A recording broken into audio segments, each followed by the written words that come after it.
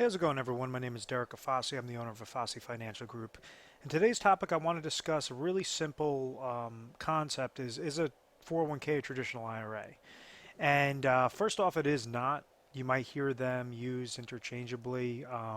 Essentially, they're very similar, but one is offered through an employer while the other is set up through an individual basis.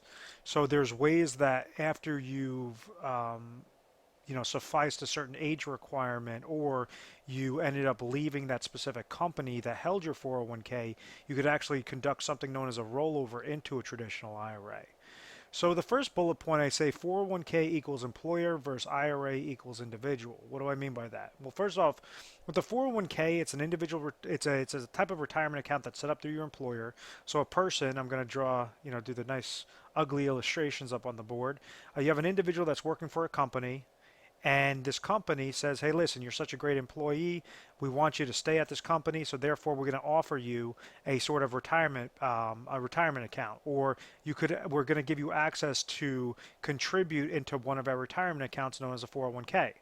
Now, a 401k is set up through a private institution, just like as like a 403b could set up a state would be like a state institution, like a lot of teachers, like a teacher that works for a private a private school might be offered a 401k, as opposed to a teacher that works for the public sector might be offered a 403b. All it essentially is this employee could now take a portion of their money, the portion of their salary that they're getting paid each and every month, each and every year, and place it aside into a retirement bucket. Now, that might sound good, but at the end of the day, there's nothing guaranteed about 401k accounts, just like there's nothing guaranteed necessarily on IRA accounts unless you set them up the right way. So what do I mean by that? Well, the problem that lies is an individual could go and, let's say if somebody's making $100,000 a year, just for easy math, and they have access to contributing to their 401k plan. You got to think of this 401k kind of like a bucket. So the employer is going to say, okay, you have these options where you could take a portion of your salary up to a specific cap limit and place those monies each and every month or each and every year into this 401k bucket. They're the ones that established it. They're the ones that they found, whatever company that houses that specific 401k, such as the Fidelity, such as the T. Rowe Price, etc., that came into, that private institution, said, we want to basically offer you guys this 401k platform. So this individual, let's say they decide, I want to put in 10% of my money each and every year into this 401k bucket. Well, the company could either give something known as a match, which would be further contributions into this bucket to say, thank you so much, Mr. Employee, for contributing to our 401k plan. Because you're such a good employee, we're going to go and give you a match. So if you're placing 10%, we might match, $1,000 or 1% off of whatever you're placing in there. So all the contributions, both what you're placing in there and the employer match, if they give you an employer match. Now, unfortunately, a lot of companies have just said, hey, be happy you have a job. We're not going to match you anything. But ultimately, you could set up something known as this defined contribution plan, this 401k related plan, and you're placing dollars aside into this bucket. So the way that this bucket could essentially grow is the more and more dollars that you're placing into this bucket could make this grow. And then also, most importantly, the interest credit that is tied to this bucket as well. Now, 401k plans typically have something known as mutual funds.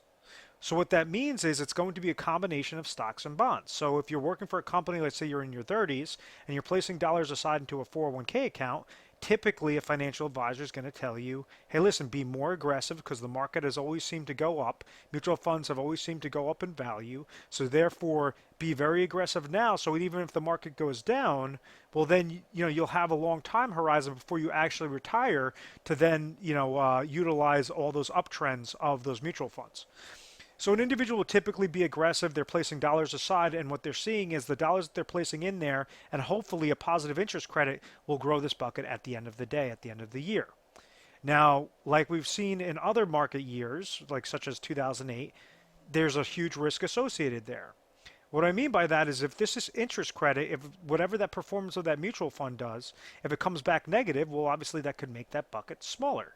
So even though this individual could have been contributing for years and years and years, it could have been giving, contributions of $200,000, their account was sitting at $1 million at a time. Well, if this mutual fund performance decides to, go down, let's say it gets hit by 50% or 10%, whatever that case may be, let's say it was 50% like it was in 2008, Well, then at the end of the day, it didn't matter how much more they contributed into that plan.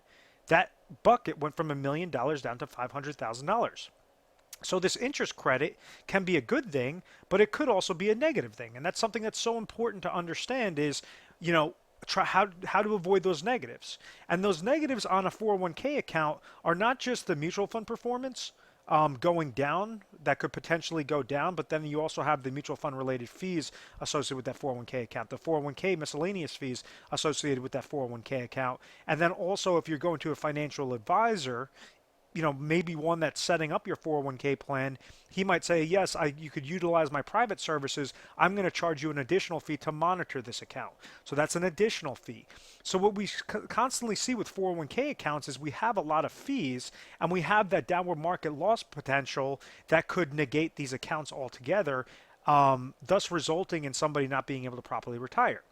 Because this employee at inception is saying, hey, as long as I'm placing money aside and my account is receiving good market growth, well, then this bucket's going to keep growing larger and larger and larger and larger. And unfortunately, what we've noticed, especially with the senior market, is individuals were placing their dollars into these 401k related accounts.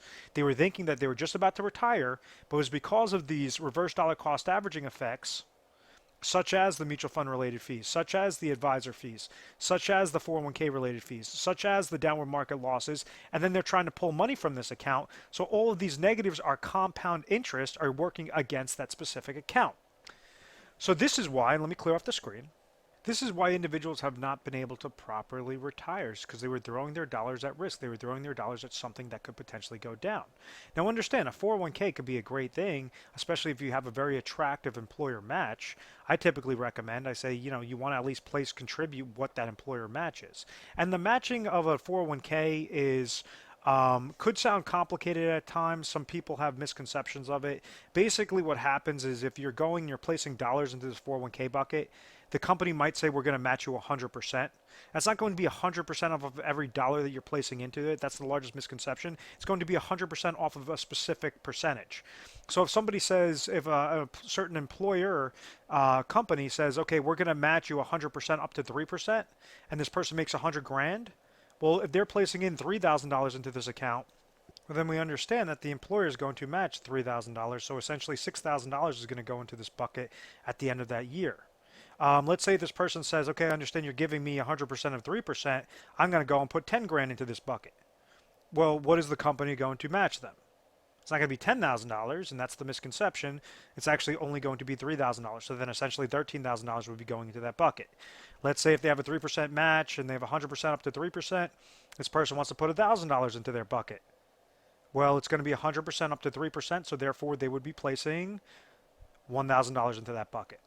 So it's whatever that, you know, whatever 100% or 50% up to a specific match contribution. So that's, I hope that that tackles the concept of the match. So that's why a 401k is good. You know, it's at least allowing people to set something aside for retirement, and then also if that employer gives an attractive match, I mean that's free money. You should at least, you know, utilize that free money, or that's at least my recommendations on it. The downside to the 401k plan, just like other types of qualified retirement accounts, are you're going to receive it's going to be fully taxable after this account has grown. You know, with the power of compound interest, with any sort of contributions, any sort of performance, when it comes time to retire, you have a couple of different restrictions. The first restriction is you cannot pull money from this account before age 59 and a half, or else you'll get hit with a penalty. Well, you get fully taxed, and then you'll get hit with a 10% penalty. And then when you do want to pull money after 59 and a half, you're going to be 100% fully taxable. So that's going to show as if it's your income for that year. So if somebody's pulling money from their 401k account, or they're pulling money from a qualified retirement account, and let's say they're 62 years old, and they already made $100,000 that year, and they decide to pull out another $50,000 that year from their qualified retirement account, well, at the end of that year, it's going to show as if they made $150,000. So that's how, when we mean fully taxable, it's showing it off of how much income that it would, you know, be on the books for that year. So sometimes people go and they'll do like a conversion, like a 401k, or qualified to, you know, Roth conversion, and they are surprised when they're getting hit with that taxation at the end of the year. So just be mindful of those couple different things. Now, an IRA is an individual retirement account. You could set this up on an individual basis, meaning they have lower cap limits than a typical 401k account, but it's going to work very, very similar. It does not offer you a match, but unlike a 401k that might give you limited fund options, like in between 5 to 15 different fund options to choose from, regarding your mutual funds, a traditional IRA could give you upwards of 300 different funds. If you go to, a random financial institution and you want to set up a traditional IRA or a Roth IRA, however that specific retirement account is established. So it just gives you more funding options, more eggs to choose in your basket to ultimately allow you to have better growth potential. But it does not give you any sort of match because it's an individual. So you're not going to be matching yourself on those specific types of plans. The problems with the 401k, obviously, it's going to be fully taxable at the end. The IRA is going to be fully taxable as well. Also, you have the limited funding options on the 401k, and then the traditional IRA does not offer any sort of match with that specific account, and it's also going to cap how much in contributions you could place in a given year. Now, the good things about a traditional IRA, and what we try to help individuals figure out, is as they're nearing retirement. So let's say we have somebody in their 50s or in their 40s, in their 60s, in their 70s, whatever that case may be, and they understand that they're either going to be leaving their employer or they've already left their employer. So now they have a 401k account that's essentially sitting on the sidelines, or they want to gear up for retirement. They know that they're going to be retiring soon. So what we could do is we try to establish different types of IRA accounts that eliminate all those different reverse dollar cost averaging aspects to make sure that you're not having mutual fund related fees. You're not having advisor fees. You're not susceptible to downward market losses. And when you want to pull out income, you could utilize certain IRA contracts that you could attach income riders to that kind of work like a personal pension plan. So something that if you understand that you want to have lifetime income go to you at a specific age, let's say you're 55 years old and you have a couple of old 401k accounts or old IRA accounts sitting on the sidelines and you're just saying, okay, I want to retire at age 65 in the next 10 years. I understand how much my expenses are going to be in retirement, or I need some help understanding how much my expenses are in retirement and how much income I ultimately need to pull from these accounts. What would be my best solution? And that's something that we try to help design. So we have access to all the different types of carriers out there, all the different types of strategies and products to make sure that you could take your existing 401ks and roll it over into properly designed traditional IRA accounts. Or if you have a Roth 401k, how to set them up in properly designed Roth IRA accounts. It has to be like-to-like terms with all of those. And ultimately, when you set up the proper IRA that's specific to your goals, well, it allows you to use the smallest amount of dollars into these specific types of IRA contracts, but as much as necessary that will accomplish your goal. So if you're looking mainly as a growth play, okay, well, how do we eliminate any sorts of negatives? Because you don't want to take on that much risk, especially if you're going to be retiring when you need that money the most. If you're looking for lifetime income, that's typically where we really specialize in as max income planning. But we could set up certain strategies, like in this example, where this individual 65, he wants to trigger one set of income and then have step-ups in his retirement income. We do a process known as laddering strategy, known as our Retire Sharp planning system. And it just allows it a more efficient way on how to accomplish your goal successfully by leveraging existing accounts.